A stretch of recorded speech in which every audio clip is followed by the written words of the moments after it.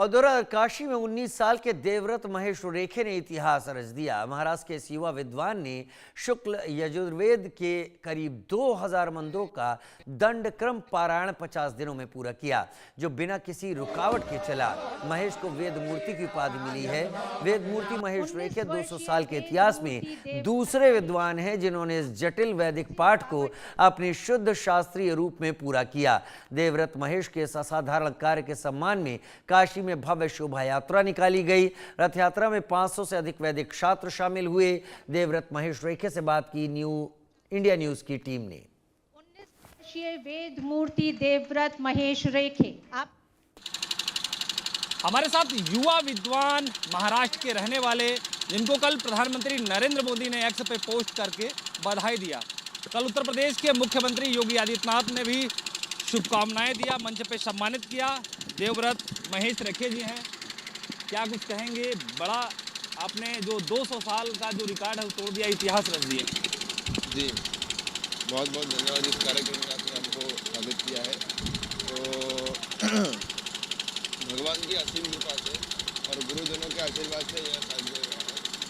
और यहाँ पर जो कार्यक्रम हुआ है वो 50 दिन में हुआ कानून विद्यालय में पूज्य गणेश्वर शास्त्री द्रविड़ एवं विश्वेश्वर शास्त्री द्रविड़ जी के समक्ष बैठ के हमने वह कार्यक्रम किया था। शुल्क यजुर्वेद के 2000 मंत्रों का जाप करना, वो भी अनवरत 50 दिन। आज के युवा तो हनुमान चालीसा भी देख के पढ़ते हैं। जी, उसके लिए तो अथक परिश्रम की जरूरत है, मेहनत करना चाहिए और गुरु कृपा होना चाहिए और भगवान का आशीर्वाद अगर साथ में हो तो सब कुछ साध्य है। शिक्षा दीक्षा कितनी है आपकी? जी, शिक्षा कितनी हुई है? हम तो 12वीं कक्षा पास है, साइड बाय साइड किए थे, परंतु वेदाध्ययन ही करना है, यही मूल उद्देश्य था।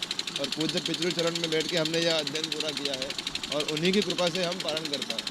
परिवार के लोगों को कितना साथ मिला है इस पूरे पराक्रम में? जी, परिवार लोगों का तो बहुत संपूर्ण साथ उनका ही रहा है, उन्हीं के साथ से हम आगे बढ़ता है।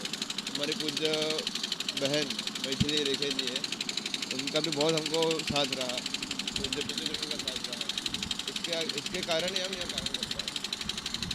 प्रधानमंत्री ने एक्स पे पोस्ट दिया, बधाई दिया, क्या कुछ कहना चाहेंगे उनको आप? जी, हम तो उनको धन्यवाद देना चाहेंगे कि उन्होंने हमारी गुरु परंपरा को नमन किया और यही कहना चाहेंगे कि हम ऐसे ही माँ भारती की सेवा करते रहेंगे। और बहुत बहुत धन्यवाद देना चाहता हूँ कि उन्होंने हमारे लिए, हमारे इस कारण के लिए 2 शब्द कहे, धन्यवाद देना चाहता हूँ। मंत्र होता है, कैसे जाप करना होता है और क्या कुछ परहेज करना होता है, बड़ा सात्विक मन होता है बताया जाता है। जी, कठिन तो बहुत है। हमारे वेद में, हमारा धर्म का मूल है वेद, इसमें हमारे यजुर्वेद में 8 विकृतियाँ होती हैं। तो 8 विकृतियों में सबसे कठिन विकृति है दंडक्रम। तो सबसे अथक परिश्रम करने के बाद ही वह साध्य होता है और उसमें भी ऐसा है, गुरु कृपा ही चाहिए तभी यह साध्य होता है। काशी में कितनी बार आए हैं आप? काशी में तो दूसरी बार आए हैं। हाँ, दूसरी बार आए। इस बार आपने इतिहास रच दिया। जी, वो तो गुरु कृपा और बाबा विश्वनाथ की इच्छा थी, इसलिए आए थे और उन्हीं के चरणों में सेवा अर्पित किया। पापा को अपने क्या बधाई देना चाहेंगे, क्या कहेंगे? क्योंकि उनके प्रेरणा से आप बार बार कह रहे थे, कल भी आप लोगों ने आपने कहा, आज भी कह रहे हैं, क्या कहना चाहेंगे? नहीं, वही सत्य है कि क्योंकि 2002 में जहाँ पर अभी मैंने पारण किया है तो उसी स्थान पर मेरे पूज्य पिताजी ने पारण किया था 2002 में। तो उन्हीं का प्रेरणा लेके हमने आगे बढ़े और उन्हीं का आशीर्वाद से हमको यह सब प्राप्त हुआ है। तो पापा को तो हम धन्यवाद देना चाहेंगे कि उन्होंने हमको इस लायक बनाया, सही मार्ग पर लाया और अध्ययन करवाया। जी, काशी के घाट पे हम लोग माँ गंगा के आंचल में चल रहे हैं, क्या कुछ कहना चाहेंगे? बहुत ही आनंद आ रहा है और जो एक सपना था वो पूर्ण हुआ है और पूज्य गुरुचरणों में वो समर्पित हुआ है, इसलिए ज़्यादा आनंद हो रहा है। और काशी नगरी में हुआ है जो समस्त विद्वानों की नगरी है और यहाँ परीक्षा देना मतलब समूचे भारत में परीक्षा देने जैसा ही है, तो आनंद ये हो रहा है। हर काशी आपने क्यों चुना कि यहाँ पर ही चल के करेंगे? जी, वही है, मैंने अभी जो कहा आपको कि 2002 में पूज्य पिताजी का पारण हुआ था, तो उसी स्थान पर बैठ कर मेरे भी इच्छा थी पारण करने की। और विद्वानों की नगरी है, विश्वनाथ जी की नगरी है, तो इसलिए काशी सर्वश्रेष्ठ माना जाता है। और यहाँ पर परीक्षा देना मतलब बहुत कठिन परीक्षा होती है यहाँ पे, और यहाँ पर परीक्षा देना तो समूचे भारत में आपको किसी स्थान में परीक्षा देने की जरूरत नहीं पड़ती, इसलिए काशी क्षेत्र चुना है। कितने वर्ष की आयु से आपने ये पूरा प्रक्रमा पाठ था वो शुरू कर दिया? जी, अध्ययन शुरू किया था 8 वर्ष से हमने अध्ययन शुरू किया था, जब हमारी उम्र थी 8 साल। तब से हमने अध्ययन शुरू किया था और इस विषय का अध्ययन हमने 2 साल पूर्व किया था। बहुत बहुत शुक्रिया हमें समय देने के लिए। तो हमारे साथ देवव्रत महेश रेखे जी थे। उन्होंने बताया कि कल जो प्रधानमंत्री ने शुभकामना दिया और किस तरीके से इन्होंने संघर्ष किया और इतिहास रचा उसके बारे में बताया। वीडियो जर्नलिस्ट दीपक के साथ आकाश यादव, इंडियन न्यूज़, वाराणसी। हमारे साथ युवा विद्वान देवव्रत महेश रेखे के पिताजी हमारे साथ मौजूद हैं और पूरा परिवार केदार घाट जा रहे हैं हम लोग। क्या कुछ कहेंगे? कल पीएम मोदी ने शुभकामनाएं दी, आपके पुत्र ने इतिहास रच दिया। जी अवश्य। पहले तो मैं हमारे आदरणीय प्रधानमंत्री जी को बहुत बहुत साधुवाद और धन्यवाद दूंगा। बहुत हर्ष की बात है कि हमारे देश के प्रधानमंत्री जिन्होंने इस दंडक्रम पारायण का जो अभिनंदन किया है, हमारे मोदी जी जो है वो गुणग्राहक है और साथ साथ जहाँ भी हमारे सनातन धर्म की ध्वजा लहराती है, हमारे सनातन धर्म की जहाँ परंपरा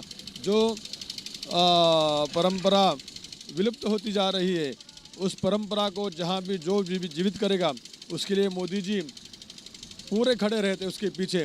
तो उसके माध्यम से क्या होता है कि आने वाली पीढ़ी को इसके हर क्षेत्र में, वैदिक क्षेत्र में आने वाली पीढ़ी को, नए छात्रों को एक उमंग, उत्साह निर्माण होता है, वो भी आगे पढ़ने के लिए प्रेरित हो जाते हैं। मात्र 19 साल की उम्र और संघर्ष इतना तगड़ा कि भारत में इतिहास उन्होंने रच दिया। आप ये बताइए कि क्या उनका नियमित क्रिया था, कैसे रहते थे, आम लोगों के साथ कैसे रहते थे, या फिर अपने उम्र के जो बच्चे थे उनके साथ कैसे रहते थे? जी, ये तो ऐसा है कि वेद की शिक्षा के समय, वेद की अभ्यास करते समय उसके नियमों का पालन करना बहुत अत्यंत आवश्यक होता है।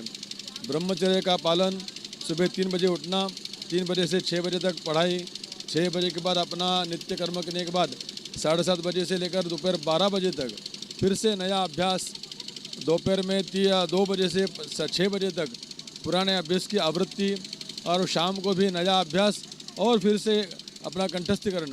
इस प्रकार से लगभग सुबह 3 बजे से लेकर रात को 10 बजे तक ये दिनचर्या उसकी रहती थी।